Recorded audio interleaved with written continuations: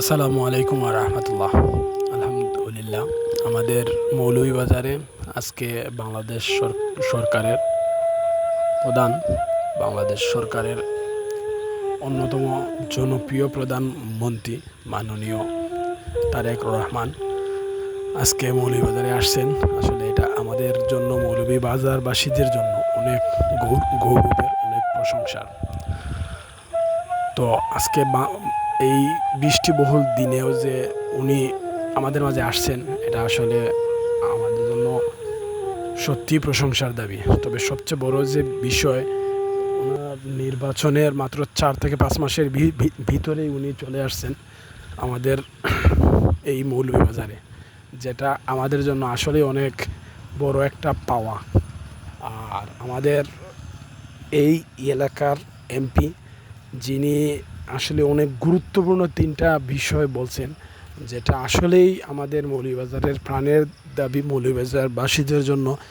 কারণ এইগুলা যদি আমাদের মৌলভীবাজার হয়, তাহলে আশা করা যায় মৌলভীবাজার আসলেই অনেক বেশি উন্নয়ন এবং উন্নতির শিখরে উঠতে পারবে।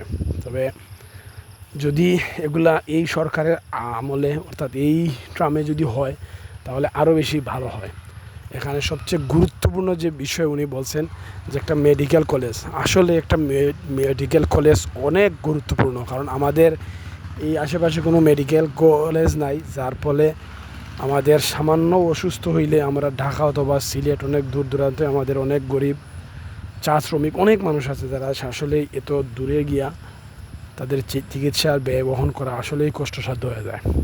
আর আরেকটা হচ্ছে ব্রিটিশ আমলের সেই শমশেরনগর এয়ারপোর্ট, এইটাও যদি চালু হয়ে যায়, আসলে আমাদের যেহেতু পর্যটন এরিয়া, আমাদের জন্য পর্যটন খাতে অনেক সুবিধা হবে।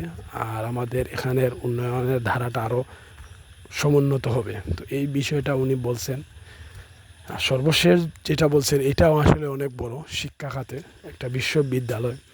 আসলে এটা কিন্তু অনেক গুরুত্বপূর্ণ একটা বিষয়, কারণ একটা জাতি, একটা গোষ্ঠী বা একটা এরিয়া যদি শিক্ষার দিকে উন্নতি করতে পারে, তাহলে এই জাতি, এই শিকড়, এই এলাকাটাদের ভাবমূর্তিটা আসলেই অনেক উচ্চ লেভেলে চলে যায়।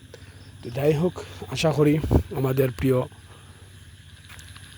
এই মৌলভীবাজারবাসীদের প্রাণের দাবি ইনশাল্লাহ বাস্তবায়ন হবে।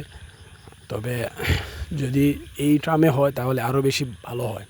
তো সর্বোপরি আমাদের সমাজ কল্যাণ মন্ত্রণালয় কর্তৃক আমাদের এই আয়োজনের যে উনি আসছেন, এটা আমাদের জন্য অনেক বড় প্রাপ্তি। আমরা অনেক কষ্ট করছি আমাদের এই আজকের আয়োজনটা যাতে কোনো রকমের কোনো নেগলিজেন্স না থাকে, কোনো ধরনের গ্যাপ না থাকে। তো যাই হোক, আমাদের জন্য দোয়া করবেন। আর আমাদের এই অনুষ্ঠানটা যাতে আমরা আরও সমুন্নতে রাখতে পারি, এই দোয়া ব্যক্ত রাখি। সবার জন্য শুভকামনা। আজকের মতো এই পর্যন্তই। আসসালামু আলাইকুম রহমতুল্লাহ।